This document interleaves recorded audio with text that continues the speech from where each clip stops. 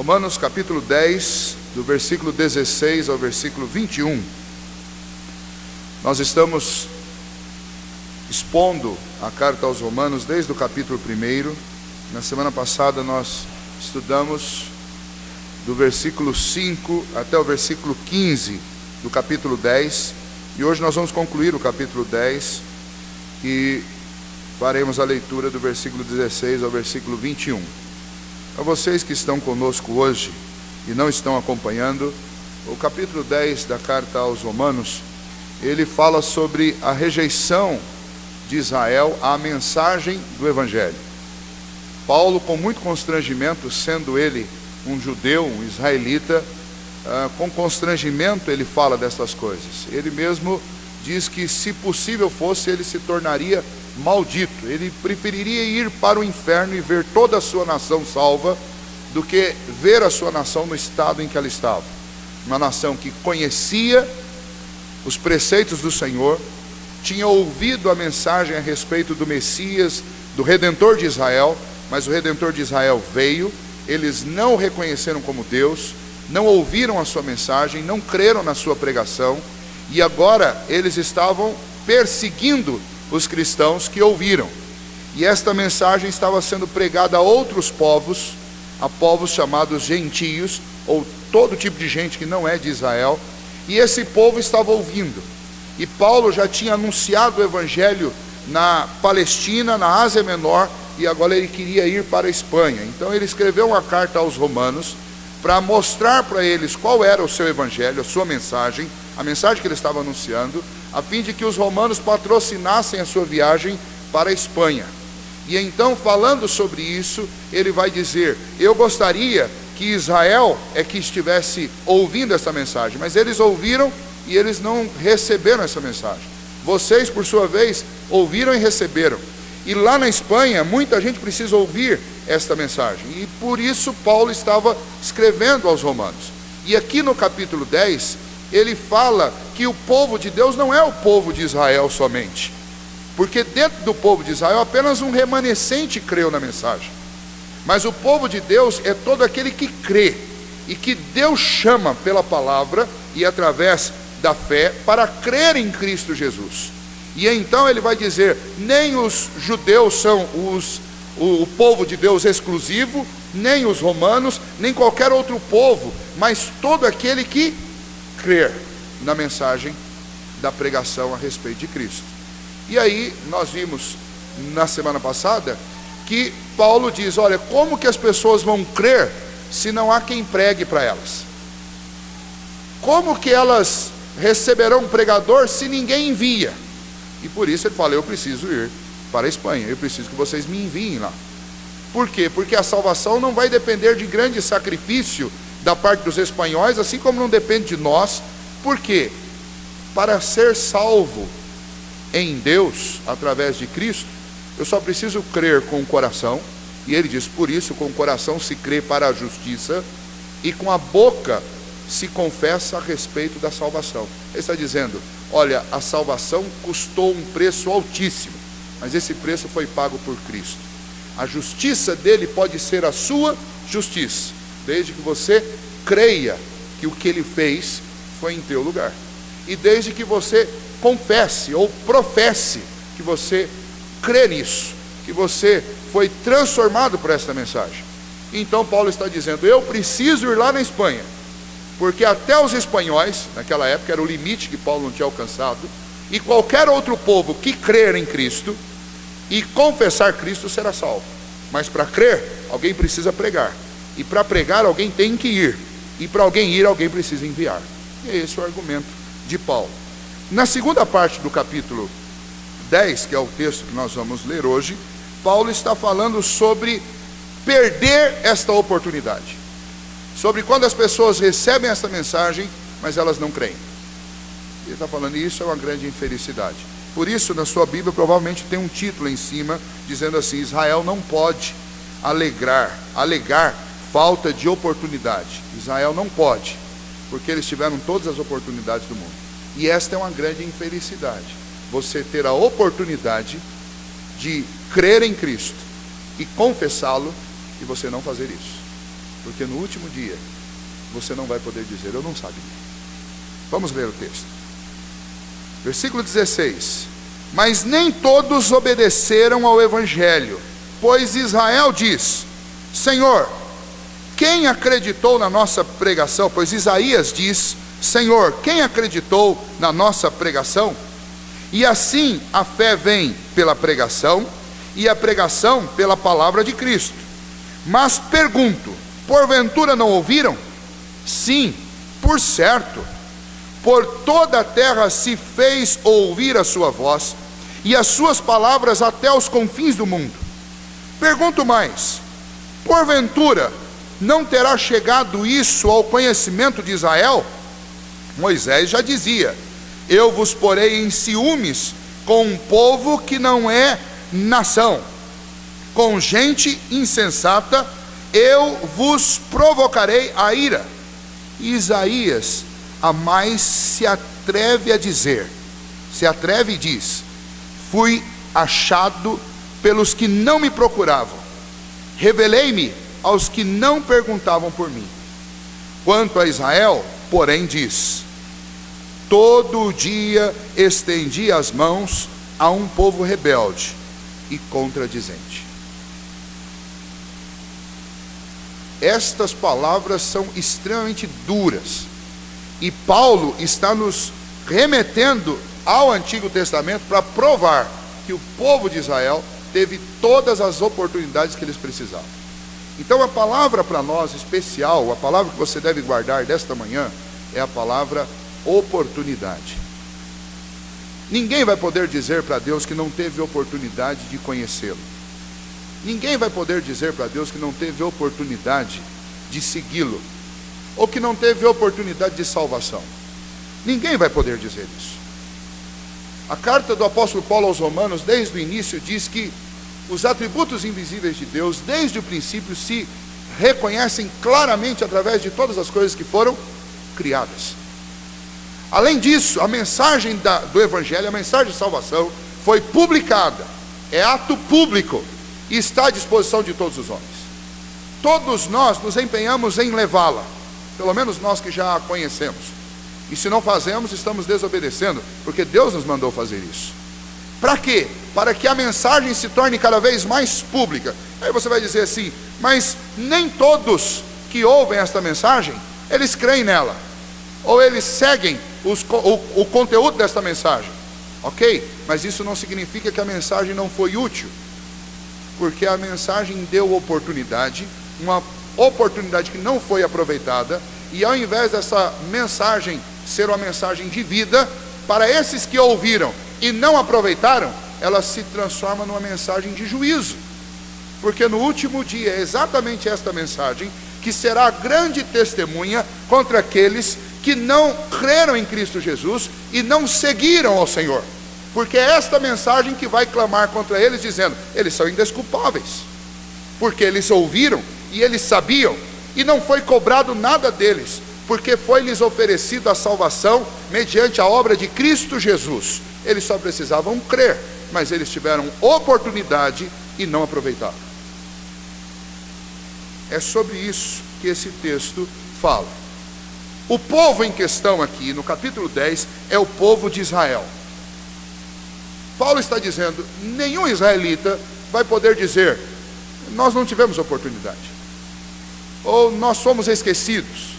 Muito pelo contrário, as citações que Paulo faz aqui são todas do Velho Testamento, citando o profeta Isaías, citando os Salmos, e a alegação de Paulo para eles é o quê? Olha, eles não obedecem ao Evangelho, mesmo ouvindo.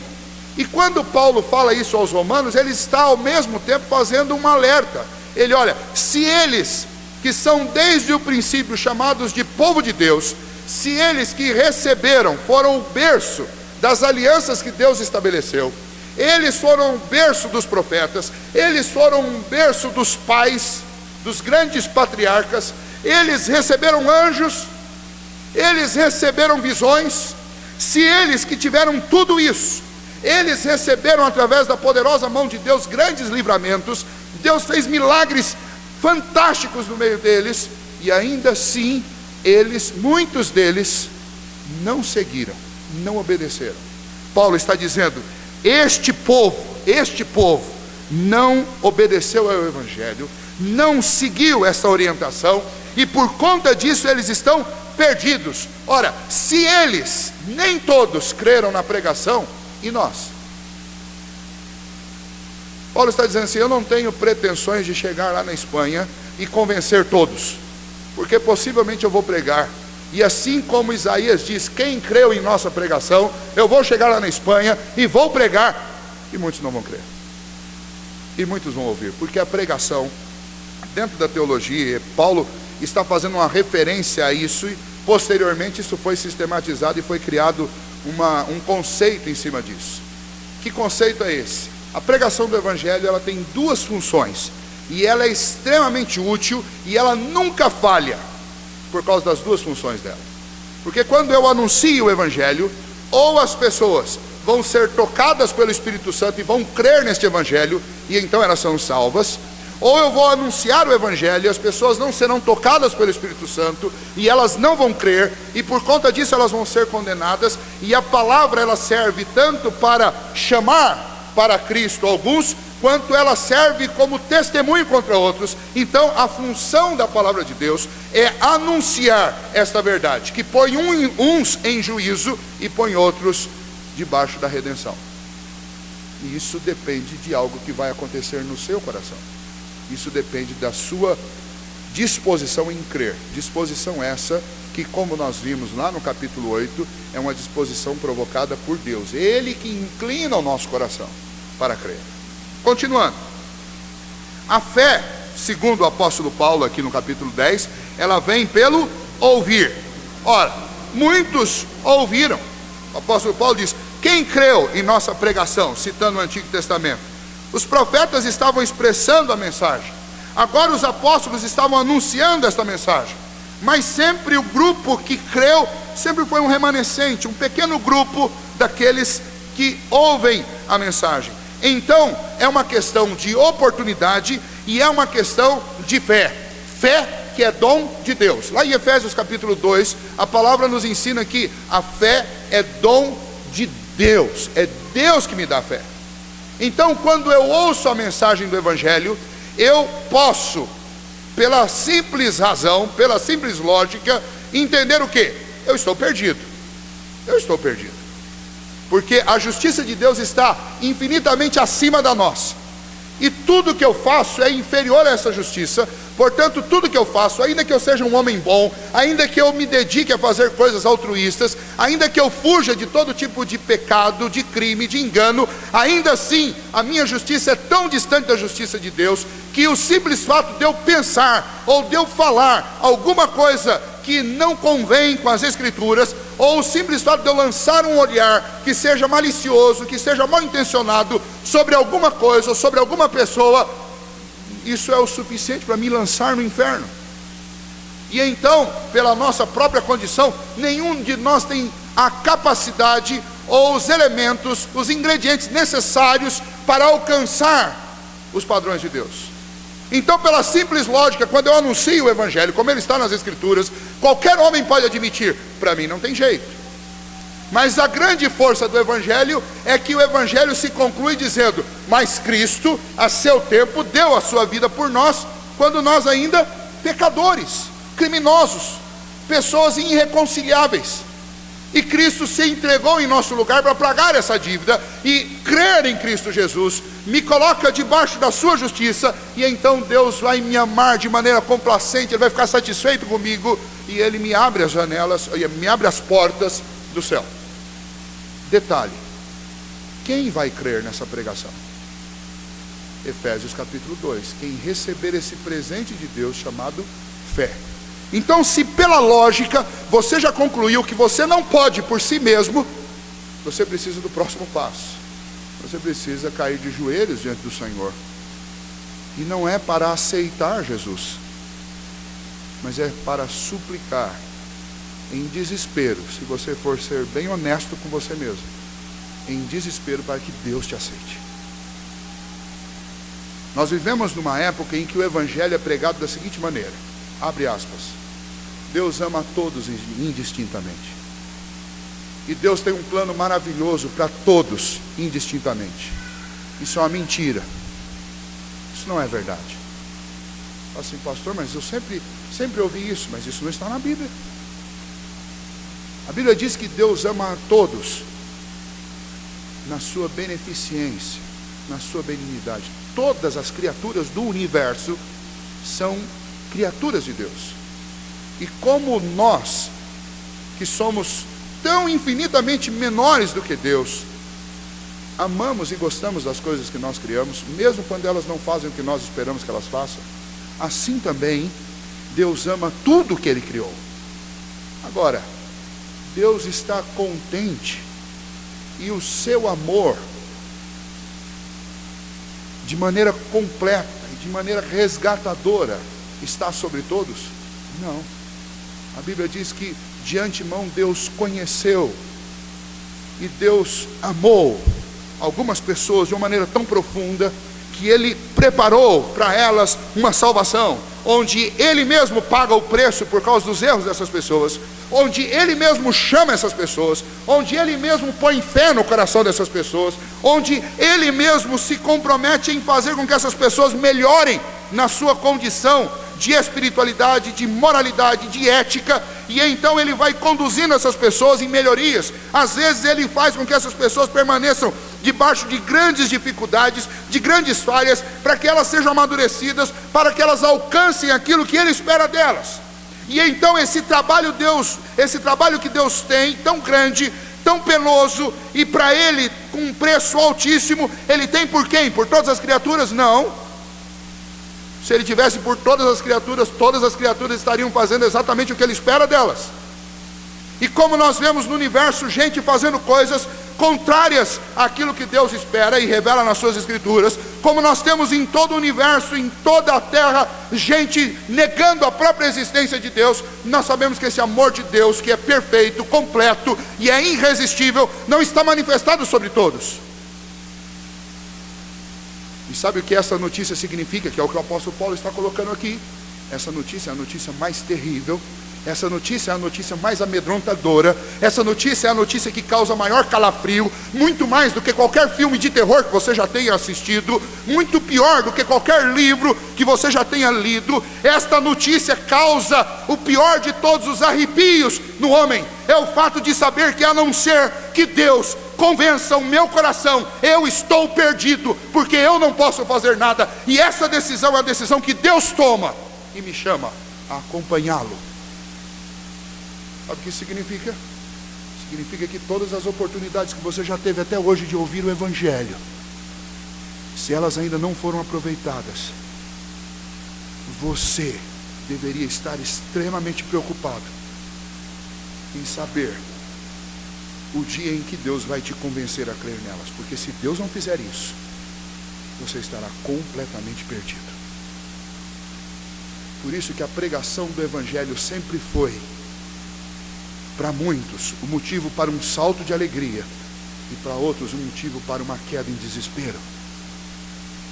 Jonathan Edwards pregou um sermão em que as pessoas, depois de ouvi-lo falando sobre este assunto, elas saíram em angústia, muitas delas vomitando pela cidade afora, porque elas entenderam que isso aqui, 60, 70, 80 anos, é um breve pensamento. A verdadeira existência delas é aquela que elas, é essa existência que todos nós vamos experimentar quando nós partirmos desta vida terrena e ingressarmos na vida eterna. E essa existência só pode ser em dois lugares: no céu, com a presença doce de Deus, ou no inferno, com a presença irada de Deus. E quem te coloca em qualquer um dos dois lugares é Deus. Você fala assim, por quê, pastor? Vou te explicar. No inferno, se Deus não interferir na sua vida para que você creia nele, você vai caminhar para lá com seus passos rápidos, ligeiros, e você vai fazer tudo durante toda a sua vida para ir para lá. E no céu, a não ser que Deus interfira na sua vida e te convença a respeito do que Cristo fez, te faça crer nele, te faça confiar toda a sua vida nele, você não vai para o céu. Isso é duro. Você fala assim, pastor, onde está o script dessa história. Aonde eu posso descobrir se eu estou nesta lista ou não? Eu vou dizer para você, não está comigo, não está aqui nesta igreja, não está em igreja nenhuma, e não está nas mãos de pastor nem de teólogo nenhum, está nas mãos do Senhor, e chama-se Livro da Vida. E nesta manhã, eu quero te aconselhar a não perder esta oportunidade. Qual oportunidade, pastor? A oportunidade de, sabendo disso, clamar no mais profundo do seu coração a respeito destas coisas. Porque, infelizmente, aliás, felizmente, essas coisas não estão em nosso poder. A sua salvação não está em seu poder. Porque se estivesse, sabe o que aconteceria com todos nós? Todos nós iríamos para o inferno. Na semana passada eu citei isso e uma porção de gente veio comentar, alguns em tom de brincadeira, outros em tom de desespero, mas é fato. Eu disse, se a minha salvação dependesse durante 60 segundos de mim, eu estava no inferno. Você fala, nossa pastor, o senhor é mau mesmo, hein? Não, eu sou normal. Esse é o problema. Eu sou normal. Se a salvação depender de você por 60 segundos, você estará no inferno. Então sabe o que você precisa? Voltando lá no versículo 15, aliás, voltando no versículo 9 e 10, você precisa com a tua boca confessar a Cristo como seu Senhor, e com teu coração crer nele para a justiça.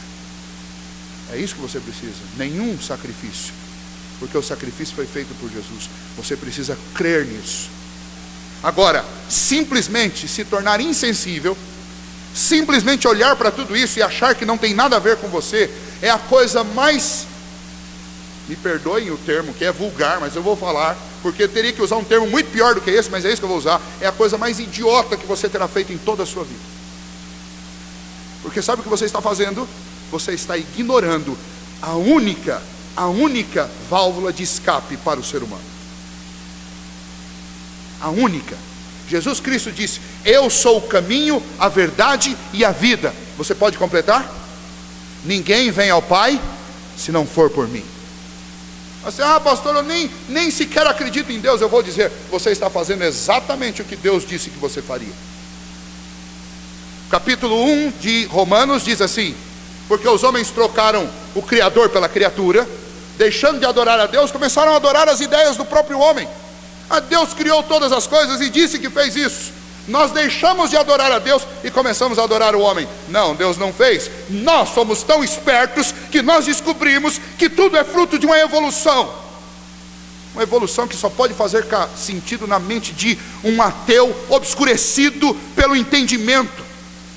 Porque tudo no universo caminha do organizado para o desorganizado. Somente na teoria da evolução as coisas caminham do desorganizado para o organizado. Eu só não consigo entender porque eu olho para o mundo e não vejo as coisas caminhando para a organização. E os evolucionistas dizem que tudo vem caminhando do desorganizado para o organizado. Aonde? Aonde? A política está mais organizada do que há alguns anos atrás? Não, não está. Ela está mais suja. As cidades estão mais organizadas e melhores do que elas estavam há alguns anos atrás? Não, não estão. Elas estão onde estão os ricos. Mas vá caminhar no bairro dos pobres, você vai ver aonde está a organização. O planeta está mais organizado do que ele estava há 100, 200 anos atrás? Não, não está, porque nem as estações, elas estão sendo obedecidas mais pela própria natureza. Então não me venha com essa de teoria da evolução. A teoria da evolução é a fuga mais ridícula dos homens à verdade de Deus. E sabe para que serve tudo isso? Isso serve de argumento para Deus no dia que Ele tiver que te julgar. E é isso que você quer? Eu vou dizer, sabe o que me faz dormir todos os dias, independente dos problemas que eu tenho temporários da vida? O que me faz dormir todos os dias com tranquilidade, quando eu ponho a cabeça no travesseiro, é porque eu sei que eu já fui julgado lá em Cristo Jesus. Quando eu creio que o que Cristo Jesus fez por mim, eu creio que todos os meus pecados foram julgados sobre Cristo, Ele pagou os meus pecados, e no dia em que os meus olhos se fecharem definitivamente aqui nesta vida, eu vou entrar na presença de Deus, não com os meus méritos, mas Deus vai me receber como se Ele estivesse recebendo o próprio Filho dEle. e é por isso que eu posso dormir. Eu pergunto, você tem essa convicção? Paulo dizia, o meu povo, o povo de Israel não tem isso, porque eles tiveram oportunidade e eles não receberam. E eu quero só citar as outras afirmações do Velho Testamento a respeito desse povo, para ver se de repente você não está fazendo a mesma coisa que o povo de Israel fez. Versículo 14, eu pergunto, porventura não ouviram? Sim, eles ouviram. Há quanto tempo você vem ouvindo a mensagem do Evangelho? Talvez desde criança. E até hoje você tem ignorado ou talvez brincado com essa mensagem. Outra pergunta. Aliás, a resposta que Paulo deu. Paulo disse, por toda a terra se faz ouvir a voz de Deus, seja pela criação, seja por aqueles que já foram chamados pelo Senhor, obedecem ao Senhor, ou pelo menos tentam fazer isso, e estão anunciando o Senhor. Versículo 19, pergunto, porventura não terá chegado isso ao conhecimento de Israel? Moisés diz, sim, eles sabem, eu vos porei em ciúme com um povo que não é nação, e com gente insensata, e vos provocarei a ira. Sabe o que Moisés estava dizendo lá, profetizando da parte de Deus? Falou assim, olha, Israel, vocês têm tudo nas mãos, vocês não querem? Eu vou chamar gente de fora, que para vocês parecem lixo, e eles vão crer. E sabe o que vai acontecer com vocês? Vocês vão ficar com ciúme. Será que não é isso que tem acontecido? Será que você não já viu amigos seus, que aos seus olhos pareciam gente muito pior do que você, conhecendo o Evangelho, se rendendo ao Evangelho e amando Cristo, e você simplesmente olha, e você não quer admitir, mas lá no fundo você fica com ciúme, você fala assim, eu fui criado na igreja, esse cidadão aí que foi criado na prostituição, na imundícia, na violência, ele chegou aí, olha o que aconteceu com a vida dele. Isso está acontecendo hoje com muita gente que foi criada dentro da igreja, ou que pelo menos foi criado marginalmente à igreja, nunca se posicionou, nunca aproveitou a oportunidade, e outros que aos olhos dessas próprias pessoas se achavam o lixo da sociedade, ou elas pensavam, esse daí não tem esperança, estão vindo. Sabe o que vai acontecer? A igreja do Senhor Jesus e o reino de Deus é o reino desses excluídos, não é o reino daqueles que se acham tão bons que podem deixar Cristo para o último segundo da vida deles. Você não sabe qual será o seu último segundo, então não queira deixar para resolver essas coisas amanhã. As duas últimas afirmações de Paulo. Versículo 20, Isaías a mais se atreve a dizer, fui achado pelos que não me procuravam, revelei-me aos que não perguntavam por mim. E esta frase poderia ser muito bem a de Paulo. Sabe por quê? Quando Cristo achou Paulo, Paulo estava procurando Cristo? Não. Atos diz que o apóstolo Paulo estava indo para Damasco, e ainda respirando ódio pelos cristãos. Ele ia para lá com cartas para matar cristãos em praça pública. É isso que Paulo fazia. Este autor deste livro aqui, que eu estou lendo agora, da carta aos Romanos, ele perseguia e matava cristãos, e ele estava indo para uma cidade para fazer isso, e no meio do caminho, indo para essa cidade, ele achou que ele não procurava, ou Jesus, que não era procurado para ele, o encontrou e falou, Paulo, ou Saulo, Saulo, por que você está me perseguindo? E aí Saulo acrescenta aqui, o Senhor Jesus diz para ele, dura coisa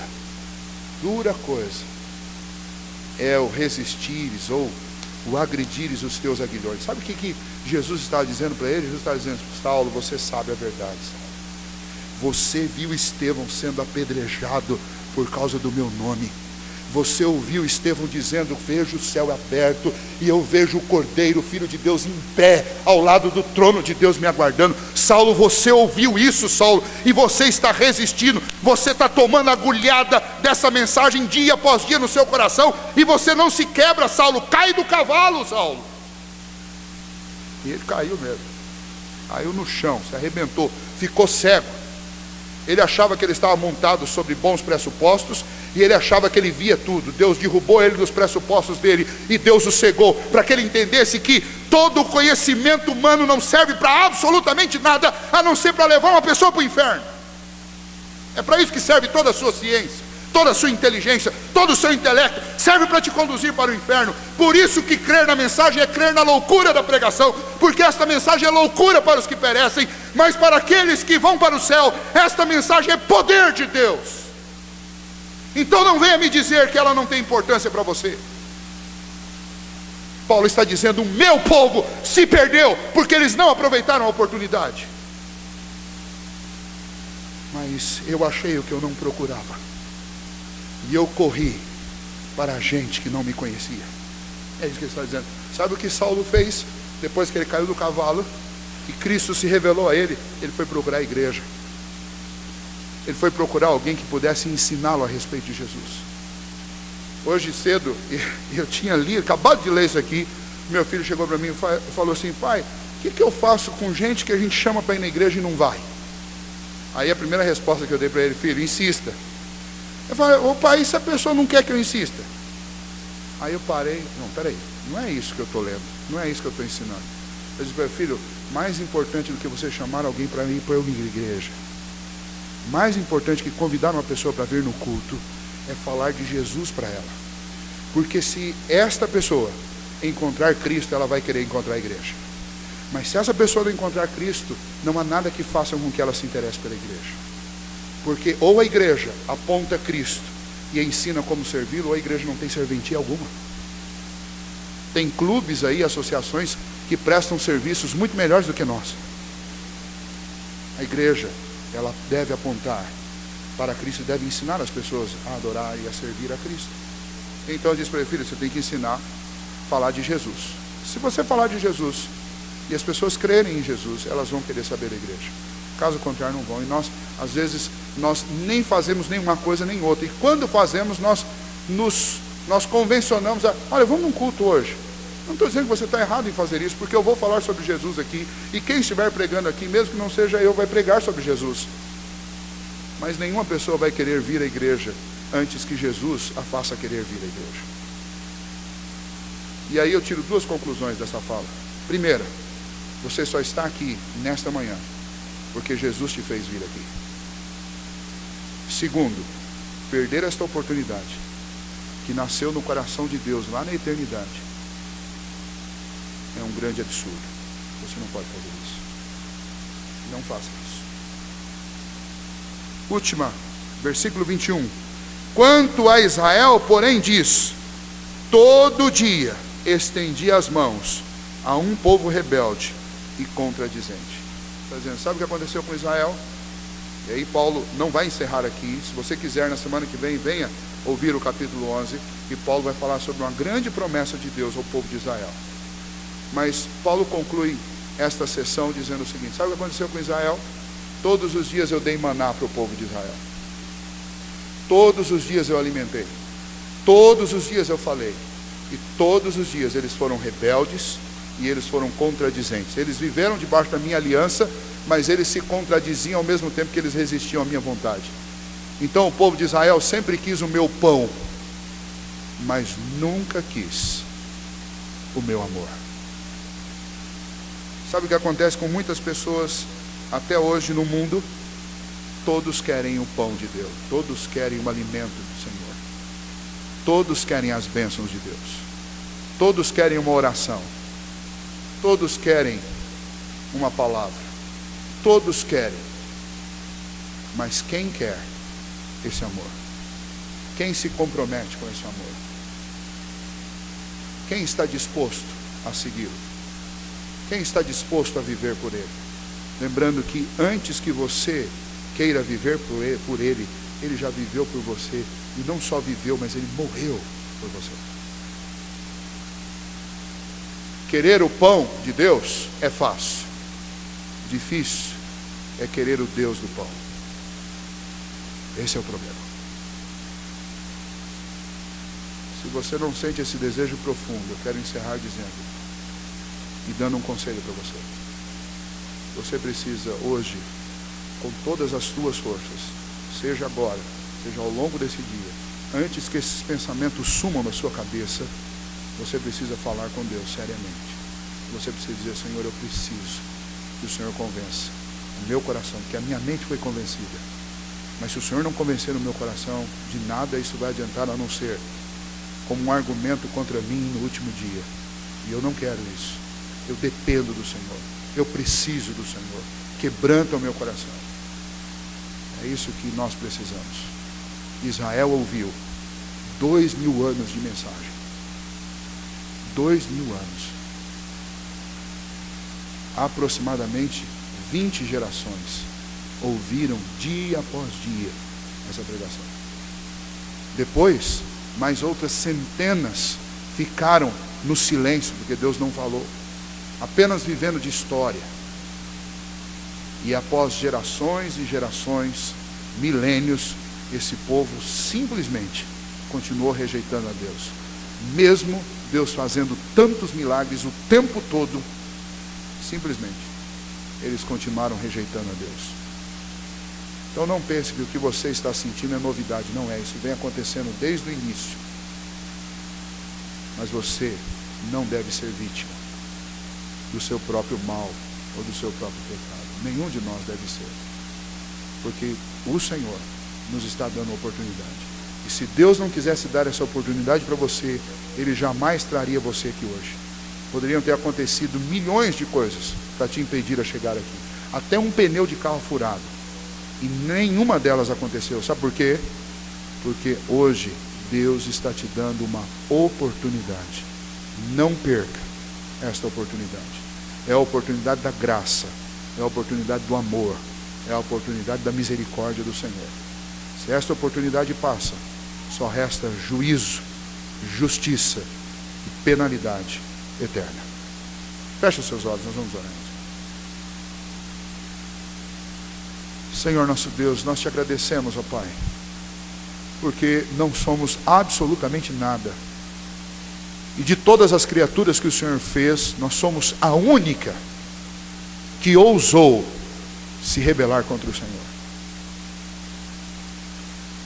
De todas as criaturas terrestres que povoam esta terra e este universo, nós somos a única criatura que ousou trocar o Criador pela criatura, trocar a justiça pela injustiça, trocar a verdade pela mentira. E infelizmente, ó Deus, nós somos, ó Pai, insistentes nisso. E por isso, ó Deus, a nossa justiça está tão distante do Senhor. Nesta manhã, ó Deus, onde mais uma vez nós ouvimos a respeito da Tua graça, que o Teu Filho veio pagar esta dívida que nós estamos acumulando dia após dia diante do Senhor. E ó Deus, nesta manhã que nós ouvimos que Cristo derramou o seu sangue para nos garantir uma nova vida, para nos dar a oportunidade de, aproveitando a justiça dele, desfrutarmos do amor complacente do Senhor. Ó Deus, é inacreditável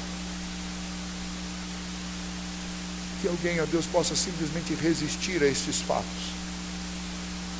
Mas, ó Deus, nós somos tão maus que nós conseguimos essas coisas. E por isso a minha oração ao Senhor nesta manhã é que o Teu Santo Espírito, que nos guia, que abre os nossos olhos, que nos ilumina, que quebranta o nosso coração, que o Teu Santo Espírito, ó Deus, possa atuar de uma maneira irresistível, poderosa no coração de cada um aqui. Ó Deus, derruba de sobre os pressupostos da ciência aqueles que ainda estão iludidos com ela aqui hoje. Derruba, ó Deus, dos pressupostos da justiça própria ou da falsa religiosidade aqueles que hoje ainda estão aqui iludidos com ela. Ó Deus, derruba de seus próprios pressupostos, ó Deus, aqueles que acham que são para si mesmo a tábua de salvação. E faça-os saber, ó Deus, que não há salvação em nenhum outro senão em Cristo Jesus, o Teu Filho.